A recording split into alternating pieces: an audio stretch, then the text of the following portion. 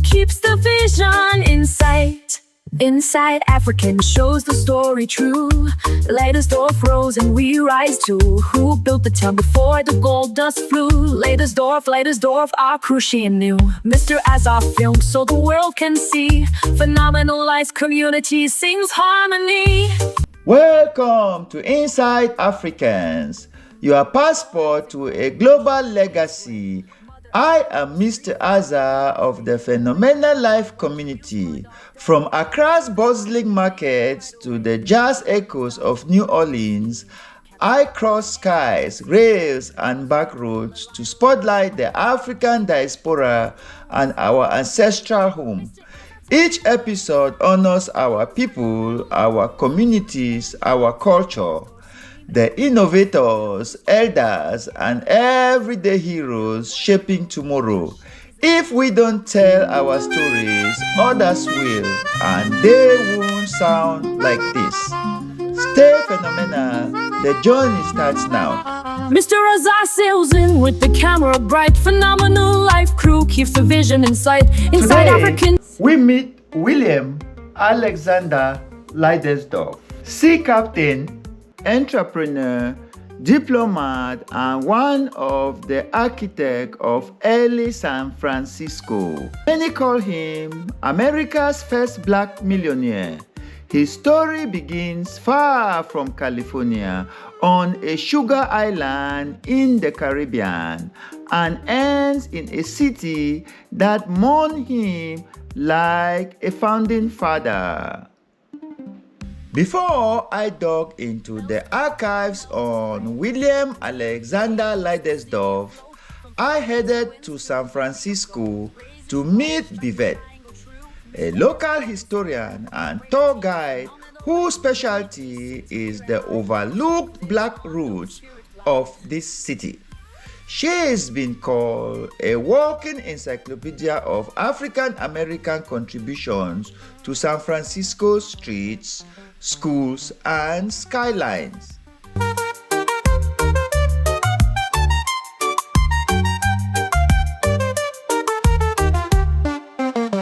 Leidesdorff lives on, though his spirit flies. Mr.azah sails in with the camera bright. Phenomenal life crew keeps the vision in sight. Inside African shows the story true. Leidesdorff rose Okay, and rise so to- his list of accomplishments is very long, so I have to use my notes. Yes. Because most people don't know a lot about him, but for those who want to know more about him, he is the son of a slave from St. Croix, and Yes. the slave master who was Dutch and what was he? He was Dutch and Jewish, and his mother was Spaniard and an African slave Yes. in St. Croix. He learned about shipping and also maritime kind of commerce while in St. Croix, and that's how he built his fortune in Louisiana before coming to San Francisco. So when he came to San Francisco, we were not a city yet. He came to this area in 1841 when we were still called Yerba Buena, and we were still part of Mexico. Yes. And during that time, he was actually appointed by the Mexican government as the vice consul to the United States for Mexico. He was ambassador in this area. So this area wasn't even a city yet. It was just a small little kind of like port town. Mhm. We had not found gold yet. So Yes. he came prior to the gold rush. Mhm. And so as you can see from his statue and his stuff, some of the things that he's most known for is that he became, the city treasurer. He was the first city treasurer for San Francisco, Mhm. along with being a founder. He also created public school system in the state of California. He created the first public school in San Francisco by donating the land, which is currently Portsmouth Square in Chinatown. That was where the first school was supposed to be built for children of all races. However, after he died, they only allowed white children to go to public school in the city. So even though it was a black man who deeded the land and gave the money to start public school, black kids were not able to go to school because he died before the schools could be built. Yes. He was also helped to finance the U.S. military during the Civil War. He also helped finance the U.S. military during the California campaign to annex from Mexico and the Mexican-American War. And he's also widely considered one of the first African-American millionaires in the West Coast. As well as he built and operated the city's first hotel. He also was one of the first board members for the school board. And he also operated and launched the first steamboat to sail the Bay Area. Yes. He also owned several gold properties up in Sacramento area. Currently, one of the cities that was the area that he owned is called Folsom. And the reason why it's called Folsom is because after his death, his wealth was stolen by a man named Folsom. So wherever you see the name Folsom in the state of California, that was actually owned by a black man. It was not owned by a white man. He stole his fortune. Born upon Santa Cruz, where the sugar cane swing. Mammy and a free Pappy Dane by trade. Pitney watch the mill wheel grind day by day. Say one day I gon' leave, make a bigger parade. William Alexander Leidesdorff Jr. was born in 1810 on St. Croix, then part of the Danish West Indies. His father, William Wilhelm Leidesdorff Sr., was a Danish merchant and planter, often described as of Jewish descent. His mother, Anna Maria Sparks, was a light-skinned free woman of mixed ancestry in the plantation world of the Caribbean. Their son grew up in a society built on sugar and slavery, yet he would chart a very different course. As a young man, he left the islands, heading to the Gulf Coast. By 1834, in New Orleans, he became a naturalized United States citizen and worked the busy harbor as a shipmaster, skills that would carry him into the Pacific. Born on St. Croix where the sugar cane sway.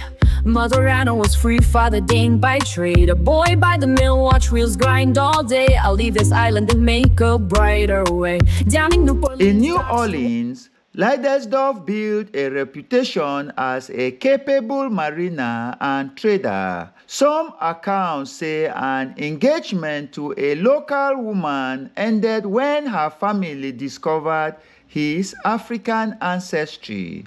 An episode that, true or not, captured the racial boundaries of the time and a possible spark for his decision to head west. By 1841, he took command of the 106-ton schooner Julia Ann, departing for Alta, California by way of Panama, St. Croix, Hawaii, and Sitka.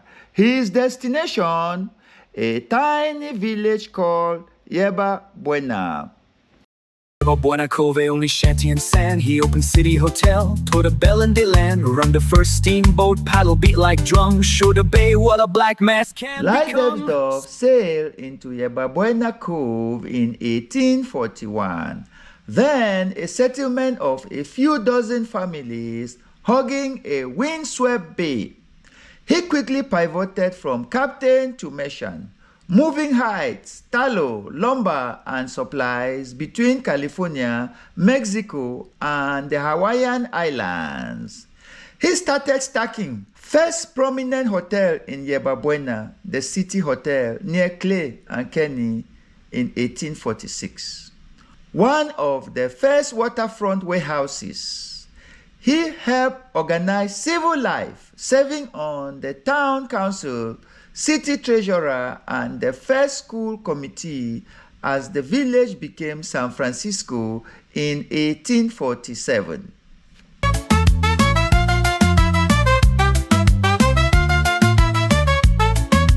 Yerba Buena Cove, only shanty and sand. He opened City Hotel, toward the bell and they land. Run the first steamboat, paddle beat like drums. Show the bay what a black mass can become.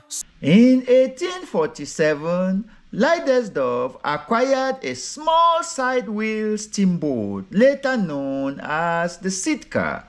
It's credited as the first steam vessel on San Francisco Bay and the first steamboat to reach the Sacramento River and Sutter's Fort.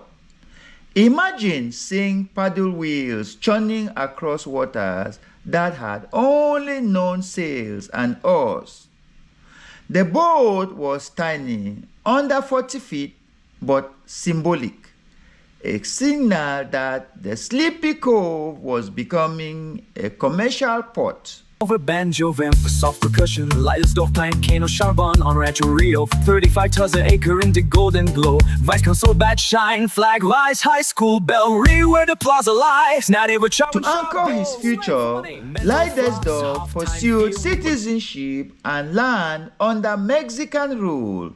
In 1844, he became a Mexican citizen and received Rancho Rio de los Americanos, 35,000 plus acres along the south bank of the American River, encompassing parts of today's Rancho Cordova and Folsom. He developed it for cattle and grain with adobe buildings and a ranch workforce. Months after his death, news of gold at nearby Sutter's Mill would send values in the region skyrocketing, much of it on grounds tied to his estate. For soft percussion, Leidesdorff plant, Kano Charbon on Rancho Rio, 35 tons an acre in the golden glow. Vice console bat shine, flag rise, high school bell ring where the plaza lies. Now they were chowing sharp bulls, slang for money. Leidesdorff wasn't just a businessman. In 1845, U.S. Consul Thomas O. Larkin appointed him U.S. Vice Consul at the port of San Francisco, the first African American to hold U.S. diplomatic rank. He helped manage tense United States-Mexico relations during the month before and after the Bear Flag Revolt and the U.S. occupation. Some accounts say the Declaration of Independence was read at or near his home on July 4, 1846, as U.S. forces raised the flag over the town. He also pushed education. In 1847 and 48, as a member of the first San Francisco School Board, he backed the town's first public school at Portsmouth Square, a civic leap for a community barely out of infancy. Brain fever came like a feast in May. Mission bells told the town knelt to pray. At the keel he laid keeps the city afloat. From Fort Mason winds to the Valley of Gold. Raise a squash, strike the triangle tree. Mr.azah and inside Africans. In May of 1848, at only 38 years old, William Leidesdorff died suddenly. Reports call it brain fever. San Franciscans closed businesses, lowered flags, and filled Mission Dolores for his burial the next day. For a man who had no wife or children in California, the public grief says everything about his standing. His grave can still be visited at Mission San Francisco de Asís today. Mr.azah and inside Africans bring it to you. Phenomenal life community seems clear and high. Leidesdorff lives on though his spirit flies. Leidesdorff died intestate. Under law, his mother Anna Maria Spark and sibling in St. Croix inherited. Enter Captain Joseph L. Folsom, an army officer and a savvy speculator. He sailed to St. Croix, negotiated rights to the estate for $75,000, then battled in California courts as the value exploded with the gold rush. Decades of litigation followed. Ultimately, the rancho was patented to Folsom in 1864, and his name lives on in the city built beside Leidesdorff's land. Comes through. Yeah, but when I coiled just shanties and sand, he opened City Hotel, rang a bell in the land. He ran the first steamboat, its paddles like drums showing the bay. So, what did William Alexander Leidesdorff leave behind? a maritime network that tied California to Honolulu, Mexico, and Alaska. The City Hotel and an early warehouse on the waterfront, anchors of the town's commercial life. The first steamboat on the Bay and Sacramento River, pointing towards California's next chapter. Civic leadership, councilman, treasurer, school board as Yerba Buena became San Francisco, and a ranch so large its boundaries still define communities today. He also embodied a layered identity, Afro-Caribbean, Danish, often described as of Jewish descent through his father. In a world obsessed with lines, he crossed them. A black diplomat under the United States flag, a Mexican citizen and landholder, and a businessman welcome in Russian, Hawaiian, Mexican, and American circles. That crossing is part of his genius and part of why his story was forgotten and is now being reclaimed. Leidesdorff planted fortune on a Rancho Rio, 35,000 acres where golden winds blow. A vice consul's badge shone, a flag flew high, a school bell rang with applause and lies. William Alexander Leidesdorff didn't live to see statehood or the gold rush transform his town, but he helped lay the keel, raise the timbers, and set the civic compass. In our next episode, we follow another trailblazer whose life intersects with Leidesdorff San Francisco. Because these stories don't stand alone. They are a map of how the African diaspora helped make California. Mr.azah sails in with the camera bright. Phenomenal life crew keeps the vision in sight. Inside African shows the story true. Leidesdorff rose and we rise too. Who built the town before the gold dust flew? Leidesdorff, our cushion knew. Mr.azah film so the world can see phenomenal life. Community sings harmony. Born on St. Croix where the sugar cane sway. Mother Anna was free, father Dane by trade. A boy by the mill, watch wheels grind all day. I'll leave this island and make a brighter way. Down in New Orleans docks, he worked his scheme. Captain of Julia Ann, chasing sea salt dreams. When a color line locked love like an iron gate, he turned his bow west, left the Delta fate. Mr.azah Story about him. He was in Louisiana, was supposed to marry this white woman, and her family found out that he had black ancestry, and they forbade her from marrying him. And so we're making a left here. That's how he ended up in San Francisco. He had a broken heart, and supposedly I think the woman committed suicide or something like that. He never got married after that. He died when he was only like 36, 38. What? He died very young. I think they killed him though. Okay, if he died from typhus fever, if you died from like one of those fever things, they don't just put you in the dirt the same within 24 hours. Yes. They have a proper burial for you. So supposedly he died, and they buried him at the Mission Dolores place within 24 hours. I feel like they buried him because they wanted to hide how he actually died. I think they killed him. Wow. And that's why his fortune was able to be stolen. And that's the other thing. The city that he owned was named after the man who stole his wealth too. He named the city after himself, Folsom, California. That was William Leidesdorff's property. Yeah, so when you talk about wealth that black people had and how much wealth was stolen from us, it boggles your mind. He was in San Francisco in 1841, so as you can see, before the 49ers. 49ers is named after a group of men who came out here in 1849 and struck gold and found gold in multiple places and became rich. Yeah, 1849. Yeah. Oh, is this Chinatown? Yep, this is Chinatown.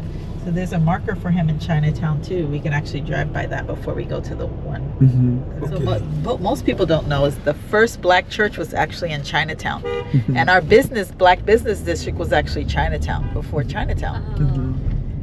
In 1906, that we lost our black business district, and the churches had to move. So First Baptist, where it's currently sitting, that's the second location of First Baptist Church, the oldest black church in San Francisco. The original location was here in Chinatown. As you can see, black people have been here for a long time. Yes. A lot of the history I've learned over my lifetime. You know, I'm 47 now, 47 years of history that is not taught in the school. You know, you have to learn it on your own in different places and bits and pieces. Delta Faye, Mr.azah tells it all on Inside Africans. Phenomenal life beats like scratch band drums. Leidesdorff name echoes across the blue. History wakes when the camera crew comes through. Yoba Buena coil, just shanties and sand. He opened City Hotel, rang a bell in the land. He ran the first steamboat, its paddles like drums, showing the bay what a black man becomes. Leidesdorff planted fortune on Rancho Rio, 35,000 acres where golden winds blow. A vice consul's badge shone, a flag flew high, a school bell rang with applause and lies. Brain fever came like a thief in May. Mission bells told the town knelt to pray. At the keel he laid keeps the city afloat. From Fort Mason winds to the Valley of Gold, razor squash strike the triangle tree. Mr.azah and Inside Africans bring it to you. Phenomenal life community sings clear and high. Leidesdorff lives on though his spirit flies.